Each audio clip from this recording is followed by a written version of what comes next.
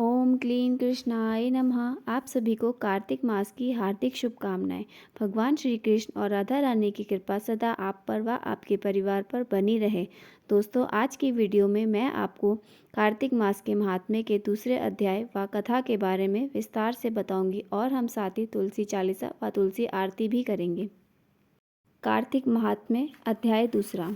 श्री कृष्ण भगवान बोले, हे प्रिय, जब गुणवती ने राक्षस द्वारा अपने पिता और पति का मारना सुना तो दुखित हुआ और रुदन करने लगी। हे स्वामी, हे पिता, आप मुझे छोड़कर कहाँ चले गए?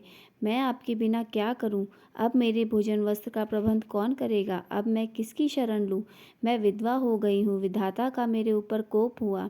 मैं कैसे जीऊँ? श्री कृष्ण जी बोले, कुकरी के समान विलाप करती हुई, हवा से हिलते हुए केले के पत्ते की तरह कांपती हुई वह पृथ्वी पर गिर पड़ी। थोड़ी देर में सावधान होने पर फिर विलाप करने लगी और शोक समुद्र में डूब गई। उस गुणवती ने घर की सभी वस्तुएं बेचकर यथाविधि से अपने पति की पारलौकिक क्रिया की और उसी नगरी में विष्णु भगवान की भक्ति में तत्पर होकर इंद्रियों को वश में कर शांति से रहने लगी और मरण तक एकादशी और कार्तिक मास के व्रतादि करती रही। हे प्रिय, ये दोनों व्रत मुझे अत्यंत प्यारे हैं, जिसके करने से भोग और मोक्ष की प्राप्ति होती है और पुत्र संपत्ति भी मिलती है। कार्तिक की तुला राशि पर सूर्य निकलने पर महापापी जो भी प्रातःकाल स्नान करते हैं वे भी मुक्ति को प्राप्त होते हैं। जो मनुष्य स्नान, जागरण, दीपदान और तुलसी का पालन करते हैं वे विष्णु के रूप हैं।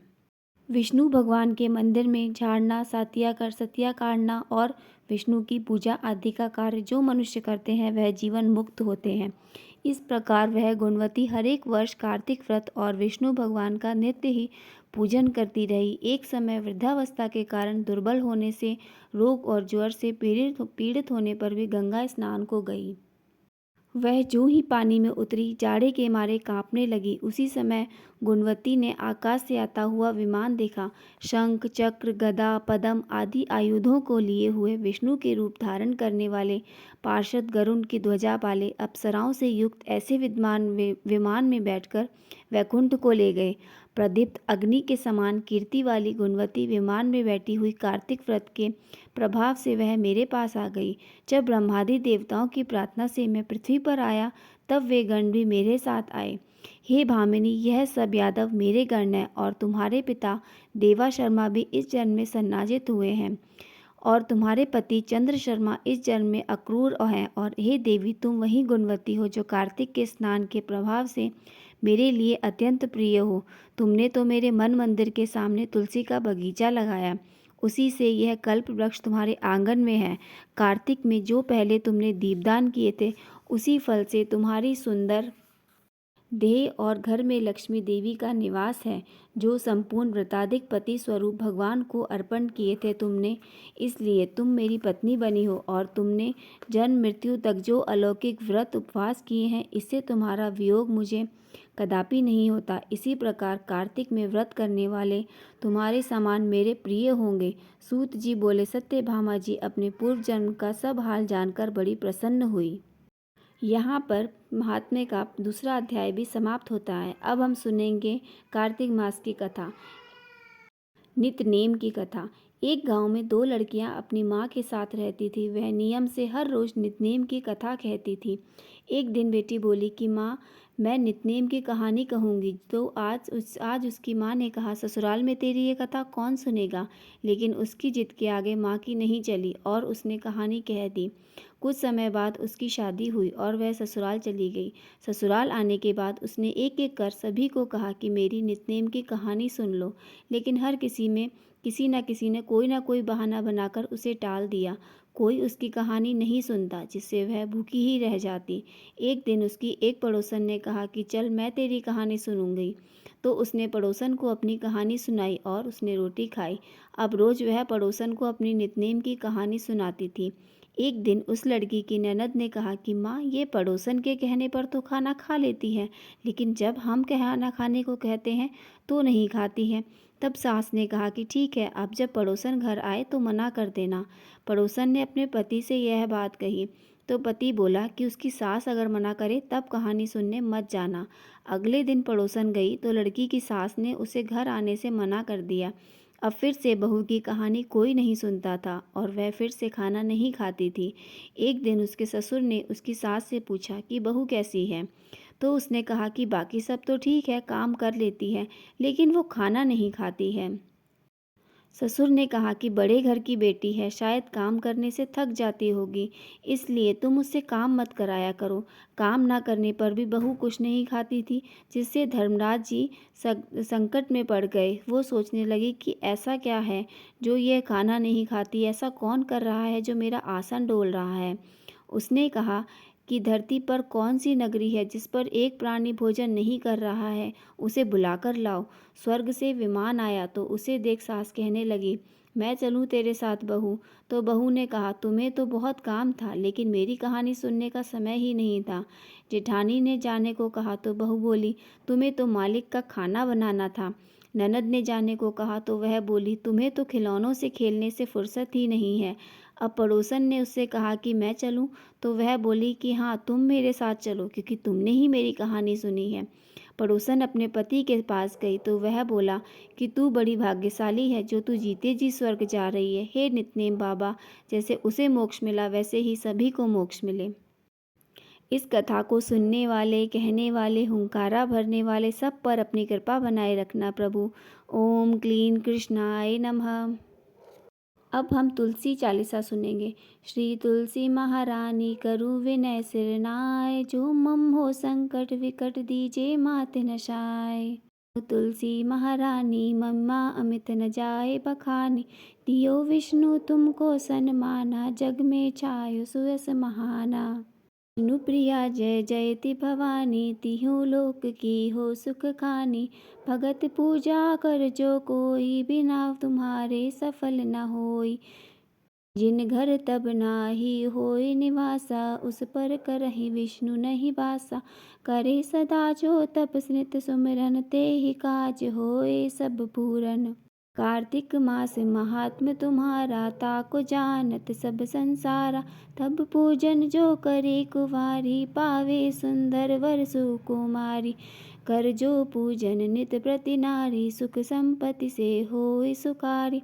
वृद्धा नारी करे जो पूवन, पूजन मिले भक्ति होवे पुलकित मन। श्रद्धा से पूजे जो कोई, भवनिधि से तर जावे सोई। कथा भागवत यज्ञ करावे, तुम बिन नहीं सफलता पावे। छायो तब प्रताप जग भारी, दयावत तुम ही सकल चितधारी। तुम्ही मात यंतन तन तन, सकल काज सिद्धि होवे क्षण में। औषधि रूप आप हो माता, सब जग में तब यश विख्यात। देव ऋषि मुनियो तपधारी, करत सदा तब जय जयकारी। वेद पुराणन तब यस गाया, महिमा अगम पार नहीं पाया।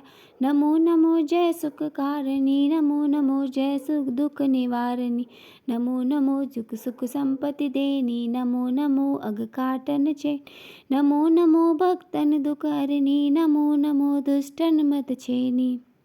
नमो नमो भव पार उतारनी, नमो नमो परलोक सुधारनी। नमो नमो निज भक्त उबारनी, नमो नमो जन काज सवारनी। नमो नमो जय कुमति नश्वानी, नमो नमो सुख उपजावनी। जयति जयति जय तुलसी माई, ध्याऊँ तुम्हें शीश नवाई। निज जन जानी मोहि अपनाओ, बिगड़े कार्य आप बनाओ। करो विनय मैं मात तुम्हारी, पूर्ण आश करूं हमारी। शरण चरण कर जोरी मनाऊं, निश दिन तेरे ही गुण गाऊं। कहूँ मात यह सब अप मोह पर दाया, निर्मल होय सकल मम काया। मंगू मात यह बर दीजे, सकल मनोरथ पूर्ण कीजे। जनु नाहि कुछ नेम अचारा, क्षमहु मात अपराध हमारा। बरह मास करे जो पूजा, ता सब जग में और न दूज। प्रथम ही गंगा जल मंगवावे, फिर सुंदर स्नान करावे। चंदन अक्षत पुष्प चढ़ावे, धूप दीप नैवेद्य लगावे। करे आचमन गंगा जल, ध्यान करे हृदय निर्मल से। पाठ करे फिर चालीसा की, स्तुति करे माता तुलसी। यह विधि पूजा करे हमेशा, ताके तन नहीं रहे कलेशा। करे मास कार्तिक का साधन, सोवे नित्य पवित्र सिद्ध जाहि। यह कथा महासुख दोई, पढ़े सो सुने सो पवतर जाई। तुलसी मैया तुम कल्याणी, तुम्हारी महिमा सब जग जानी। भाव न तुझे माँ नित नित ध्यावे, गा गा कर माँ तुझे रिझावे। यह श्री तुलसी चालीसा पाठ करे जो को, गोविंद सो फल पावहि, सो मन इच्छा होए। यहाँ पर तुलसी चालीसा समाप्त होता है। अब हम तुलसी आरती करेंगे। तुलसी महारानी नमो नमो, हर की पटरानी नमो नमो। तुलसी महारानी नमो नमो, हर की पटरानी नमो नमो। धन तुलसी पूरन तप कीनो, शालिग्राम बनी पटरानी। जाके पत्र मंजरी कोमल, श्रीपति कमल चरण लपटानी। नमो नमो तुलसी महारानी, हरि की पटरानी नमो नमो। धूप दीप नैवेद्य आरती, पुष्पन की वर्षा बरसानी। 56 भोग 3400 व्यंजन, बिल तुलसी हरि एक न मानी। तुलसी महारानी नमो नमो, हर की पटरानी नमो नमो। सभी सखी मैया तेरो जश गावे, भक्ति दान दीजे महारानी नमो नमो। तुलसी महारानी तुलसी महारानी नमो नमो। तुलसी महारानी नमो नमो, हर की पटरानी नमो नमो। तुलसी महारानी नमो नमो, हर की पटरानी नमो नमो। प्रेम से बोलिए तुलसी माता की जय। कार्तिक के ठाकुर राय दामोदर की जय। श्री हरि विष्णु की जय। जय जय श्री राधे कृष्णा। बोलो राधे राधे। आपको मेरा ये वीडियो अगर थोड़ा सा भी अच्छा लगा हो तो प्लीज़ लाइक ज़रूर करें, और मेरे साथ ऐसे और आगे के अध्यात्म और महात्म्य और कथा सुनने के लिए चैनल को सब्सक्राइब ज़रूर करें। बोलो श्री हरि विष्णु की जय।